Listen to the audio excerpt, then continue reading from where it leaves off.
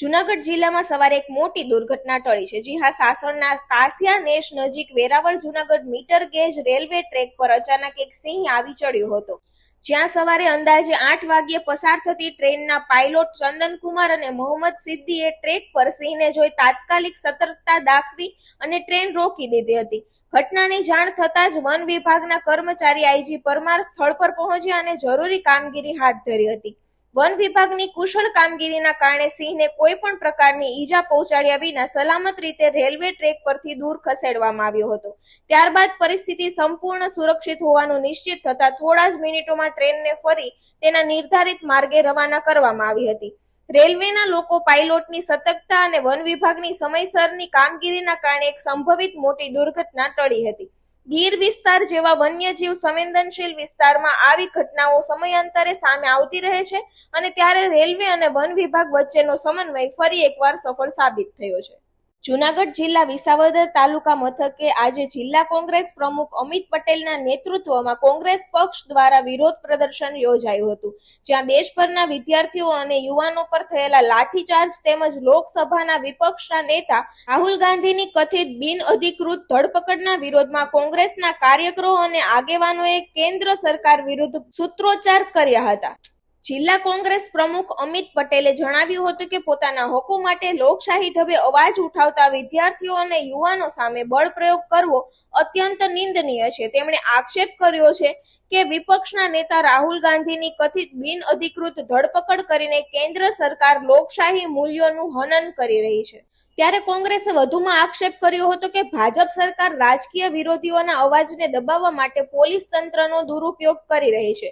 વિરોધ અને અસહમતિના અવાજને દબાવવાના પ્રયાસો લોકશાહી માટે ઘાતક હોવાનું જણાવી કોંગ્રેસે લોકશાહી અને બંધારણીય અધિકારોની રક્ષા માટે પોતાની લડત ચાલુ રાખવાનો સંકલ્પ વ્યક્ત કર્યો છે. આ વિરોધ પ્રદર્શનમાં કોંગ્રેસના આગેવાનો, કાર્યકરો અને મોટી સંખ્યામાં સ્થાનિક નાગરિકો જોડાયા હતા અને કાર્યક્રમ દરમિયાન કેટલાક કોંગ્રેસી આગેવાનો અને કાર્યકરોની પોલીસે અટકાયત કરી હોવાનું કોંગ્રેસ દ્વારા જણાવવામાં આવ્યું છે. જૂનાગઢમાં એસઓજીએ ડ્રગ્સ રેકેટ સામે મોટી કાર્યવાહી કરીને ગાંજાના જથ્થા સામે 2 શખ્સોને ઝડપી પાડ્યા છે. જી હા, મળતી માહિતી મુજબ ઓડિશાથી પોસ્ટ પાર્સલ મારફતે મંગાવવામાં આવેલા અંદાજે 4.239 કિલોગ્રામ ગાંજો ઝડપાયો છે. એસઓજીની ટીમે ભવનાથ પોસ્ટ ઓફિસ પાસે વોચ ગોઠવી હતી અને પાર્સલ લેવા આવેલા 2 શખ્સોને રંગે હાથ ઝડપી પાડીને તેમની પાસેથી ગાંજાનો જથ્થો કબજે કર્યો હતો. આ કાર્યવાહીમાં અંદાજે 2.11 લાખનો ગાંજો તેમજ અન્ય મુદ્દામાલ સહિત કુલ 2.51 લાખનો મુદ્દામાલ જપ્ત કરવામાં આવ્યો છે. આ મામલે ભવનાથ પોલીસ સ્ટેશનમાં એનડીપીએસ એક્ટ હેઠળ ગુનો નોંધીને વધુ તપાસ હાથ ધરવામાં આવી છે. પ્રાથમિક તપાસમાં સામે આવ્યું છે કે ગાંજાનો જથ્થો ઓડિશાથી પોસ્ટ મારફતે મોકલવામાં આવ્યો હતો. હવે આ જથ્થો કોણે મોકલ્યો, તેનો મુખ્ય સૂત્રધાર કોણ છે અને સમગ્ર સપ્લાય ચેન કેવી રીતે કાર્યરત થઈ હતી તે દિશામાં તપાસ તેજ કરવામાં આવી છે. પોલીસે આ કેસમાં વધુ 5 વોન્ટેડ આરોપીઓની શોધખોળ શરૂ કરી છે અને યુવાનોમાં નશાના વેપારને અટકાવવા એસઓજી દ્વારા ચલાવવામાં આવી રહેલી વિશેષ ઝુંબેશ દરમિયાન મહત્વપૂર્ણ સફળતા મળી હોવાનું પોલીસનું કહેવું છે. હાલ સમગ્ર ડ્રગ્સ રેકેટના તાર ઓડિશા સુધી પહોંચતા તપાસ વધુ વેગવાન બની છે. જૂનાગઢ જિલ્લાના માળિયા હાટીના પંથકમાંથી રાહતના સમાચાર સામે આવ્યા છે. જી હા, લાંબા વિરામ બાદ મેઘરાજાએ માળિયા હાટીના શહેર સહિત સમગ્ર ગીર પંથકમાં ફરી એન્ટ્રી કરી છે. સાંજના સમયે અસહ્ય ઉકળાટ બાદ ધીમી ધારે વરસાદ શરૂ થતા વાતાવરણમાં ઠંડક પ્રસરી ગઈ હતી.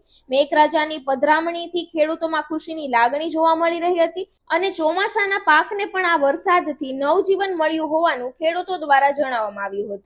માળિયાહાટીના તાલુકાના ગળોદર, અવાણિયા, તરસિંગણા, જલંધર તેમજ બાવરાવેડી સહિતના વિસ્તારોમાં ધીમી ધારે વરસાદ નોંધાયો હતો. લાંબા વિરામ બાદ વરસેલા વરસાદથી ખેતી અને પર્યાવરણને રાહત મળી છે, જ્યારે આગામી દિવસોમાં પણ સારો વરસાદ થાય તેવી ખેડૂતો આશા વ્યક્ત કરી રહ્યા છે.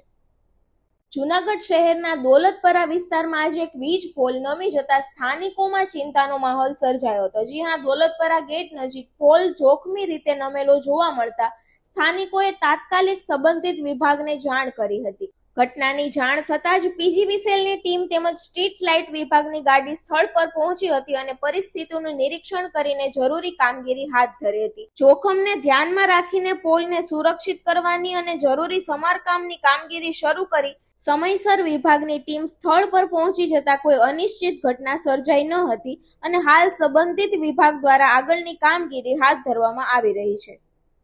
જૂનાગઢમાં આજે આમ આદમી પાર્ટી દ્વારા વિરોધ પ્રદર્શન યોજાયું હતું. જી હા, દેશભરના નીટ સહિત વિવિધ પરીક્ષાઓમાં પેપર લીકના મુદ્દે દિલ્હીમાં ચાલી રહેલા આંદોલનને સમર્થન આપતા આમ આદમી પાર્ટીના કાર્યકરોએ જૂનાગઢ એગ્રીકલ્ચર યુનિવર્સિટી ગેટ પાસે વિરોધ પ્રદર્શન કર્યું હતું. જ્યાં પ્રદર્શન દરમિયાન કાર્યકરોએ આક્ષેપ કર્યો હતો કે દિલ્હીના જંતર મંતર ખાતે શાંતિપૂર્ણ રીતે વિરોધ કરી રહેલા લોકો પર પોલીસે ટીયર ગેસના સેલ છોડ્યા અને લાઠીચાર્જ જે કર્યો તે નિંદનીય છે.